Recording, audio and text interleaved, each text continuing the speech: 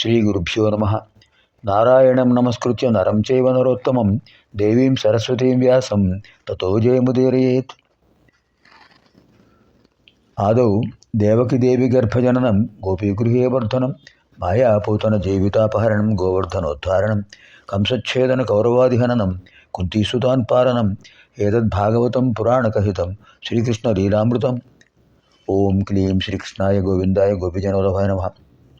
ఓం క్లీం శ్రీకృష్ణాయ గోవిందాయ గోపిజనవల్లభాయ నమః. ఓం క్లీం శ్రీకృష్ణాయ గోవిందాయ గోపిజనవల్లభాయ నమః. ఓం క్లీం శ్రీకృష్ణాయ గోవిందాయ గోపిజనవల్లభాయ నమః. ఓం క్లీం శ్రీకృష్ణాయ గోవిందాయ గోపిజనవల్లభాయ నమః. ఓం క్లీం శ్రీకృష్ణాయ గోవిందాయ గోపిజనవల్లభాయ నమః. ఓం క్లీం శ్రీకృష్ణాయ గోవిందాయ గోపిజనవల్లభాయ నమః. ఓం క్లీం శ్రీకృష్ణాయ గోవిందాయ గోపిజనవల్లభాయ నమః. ఓం క్లీం శ్రీకృష్ణాయ గోవిందాయ గోపిజనవల్లభాయ నమః. ఓం క్లీం శ్రీకృష్ణాయ గోవిందాయ గోపిజనవల్లభాయ నమః. ఓం క్లీం శ్రీకృష్ణాయ గోవిందాయ గోపిజనవల్లభాయ నమః. ఇదాनीं वयं सर्वे श्रीमद्भागवत महापुराणे द्वितीय स्कन्धे अष्टमाध्याये प्रविशामः. పరీక్షిత్ మహారాజు సుఖపరబ్రహ్మను అడుగుతున్నాడు, స్వామి మీరు అనేక విషయాలు చెప్తున్నారు.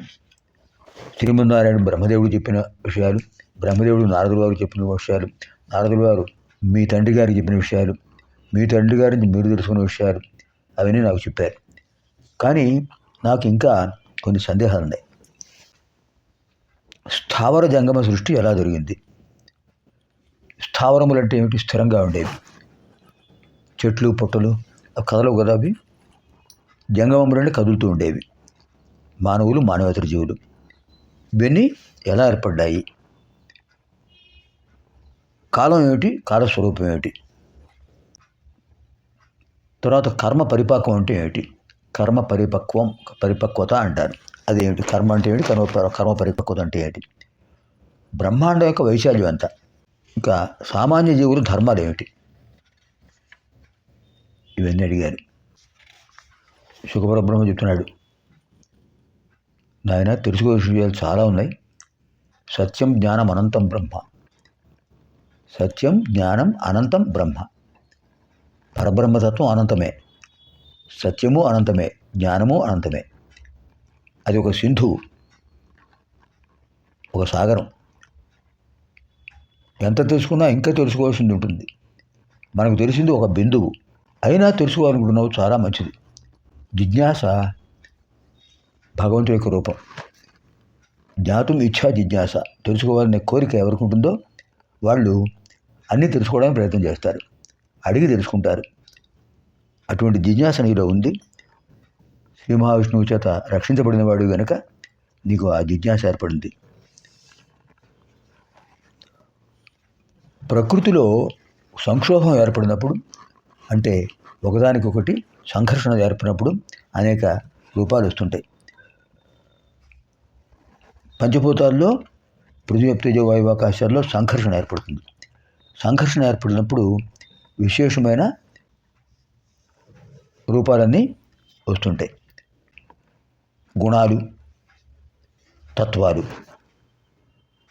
గుణాలు చెప్పాను కదా, సత్వగుణం, రజోగుణం, తమోగుణం. ఇంకా తత్వాలు ఏమిటి? పరతత్వం, జీవతత్వం. పరమాత్మతత్వం, జీవాత్మతత్వం. పరమాత్మ నిరాకారం, నిర్గుణం. జీవాత్మ కూడా అంతే. ఆత్మకు రూపం లేదు కదా. ఆత్మ జీవిలో ప్రవేశించి ఒక రూపాన్ని పొందుతుంది, కానీ రూపానికి ఆత్మకు సంబంధం లేదు. ఆ పరమాత్మ యొక్క మార్గాన్ని అనుసరించి, అది పరమాత్మ యొక్క ఆదేశాన్ని బట్టి ఒక విశేషమైన కాంతి సముదాయం, ఒక జ్యోతి స్వరూపం, అఖండ జ్యోతి స్వరూపం పరతత్వం అయితే, ఆ పరతత్వంలోంచి ఒక రేఖ, కాంతి రేఖ, ఒక వెలుగు, ఒక కిరణం వచ్చి జీవిలో ప్రవేశిస్తుంది. జీవిలో ప్రవేశించిన ఈ తత్వాన్ని జీవాత్మ అంటారు. ఈ జీవాత్మ ఎటువంటి భేదాలు ఉండదు. స్త్రీ పురుష భేదం ఆత్మకు ఉండదు. అన్నిట్లోనూ చరాచర జీవుల్లోనూ ఆ ఆత్మతత్వం సమానంగా ఉంటుంది, శాశ్వతంగా ఉంటుంది. ఇంకా మనిషి గుణాలను బట్టి వాడి కర్మలు వేరవుతుంటాయి, స్వభావాలు ఏర్పడుతుంటాయి. దీనికి కర్మబంధం కూడా ఉంటుంది. ప్రారబ్ధ కర్మ, సంచిత కర్మ, ఆగామి కర్మ. ఇంతకుముందు గత జన్మల్లో చేసినటువంటి ఆ కర్మల యొక్క ఫలితాన్ని ఇప్పుడు అనుభవిస్తున్నాం కనుక అది ప్రారబ్ధ కర్మ. ఇప్పుడు మనం చేసే మంచి పనులు, చెడ్డ పనులు ఏవైతే ఉన్నాయో వాటి ద్వారా మనం సంపాదించే కర్మతత్వం సంచిత కర్మ. సంచిత అంటే సంపాదించబడిన. దీని యొక్క ఫలితం ఎప్పుడవుతుంది? అనంతర జన్మంలో వస్తుంది. అది ఆగామి కర్మ. దానికోసం మనం మంచి పనులు చేస్తుంటే ఆగామి కర్మలు పవిత్రములవుతాయి. ఈ 3 కర్మల వల్లనే పునర్విజననం, పునర్మరణం జరుగుతుంటుంది. త్రిగుణాలు కూడా జన్మహేతువులే. సత్వగుణం కలిగిన వాళ్ళు పరమసాధువులుగా, ఉదాత్తమైన జీవులుగా, పీఠాధిపతులుగా, సద్గురువులుగా ఆవిర్భవిస్తారు. రజోగుణం కలిగిన వాళ్ళు సామాన్య మానవులుగా ఆవిర్భవిస్తారు. తమోగుణం కలిగిన వాళ్ళు మూర్ఖులుగా, మానవేతర జీవులుగా కూడా ఆవిర్భవిస్తుంటారు. అలాగే ప్రారబ్ధ కర్మ వల్ల వాళ్లకు స్వభావం ఏర్పడుతుంది. మంచి గుణమా, చెడ్డ గుణమా, ఉదార గుణమా, లోహత్వం ఉంటుందా, ఇవన్నీ కూడా ప్రారబ్ధ కర్మను అనుసరించి వస్తుంటాయి. అలాగే సంచిత కర్మను బట్టి అప్పటికప్పుడు వచ్చే గుణాలు కొన్ని ఉన్నాయి. కామక్రోధ లోభ మోహ మదమాత్సర్యాలు ఆసురి గుణాలు. సత్య ధర్మ శాంతి ప్రేమ అహింసా తత్వాలు దైవీ గుణాలు. ఈ గుణాలను కూడా ప్రారబ్ధం నుంచి సంచితంలోకి వచ్చేసి సంచితంలోంచి ఇప్పుడు మానవుడు నడిపిస్తుంటాయి. ఇంకా ఈ జలతత్వంలోంచి భూమి ఏర్పడింది. ఈ బ్రహ్మాండం అనంతంగా ఉంటుంది. ఈ బ్రహ్మాండం యొక్క వైశాల్యం గురించి నేను తర్వాత చెప్తాను. ఇంకా ధర్మాలు ఏమిటి? విశేష ధర్మాలు, సాధారణ ధర్మాలు. సాధారణ ధర్మాలు అందరూ పాటించేవి.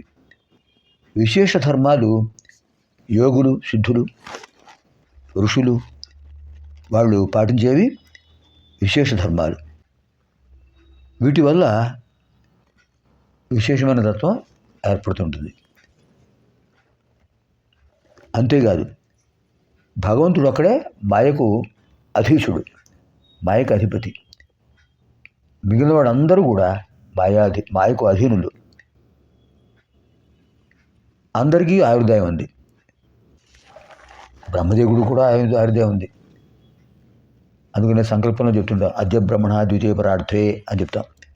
అంటే బ్రహ్మదేవుడికి 57 పూర్తయ్యేట. 51వ సంవత్సరంలో ప్రవేశిస్తున్నాడు ఆయన. పిపీలికాది బ్రహ్మప్రియంతో అందరికీ జ్ఞాన మరణాలు ఉంటున్నాయి. అటువంటి విశేషమైన తత్వాన్ని గురించి ఉత్పత్తి స్థితి లయాలు కూడా ఆ పరమాత్మకు లీలా విలాసాలే అనే విషయాన్ని కూడా ఉపదేశించారు శుకపర బ్రహ్మ పరీక్షణ్ మహారాజుకు.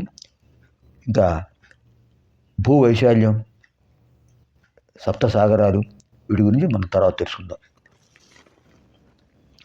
ఇది శ్రీమద్భాగవతే మహాపురాణే పారమహంస్యాం సంహితాయాం 2వ స్కంధే 8మోధ్యాయః. స్వస్తి.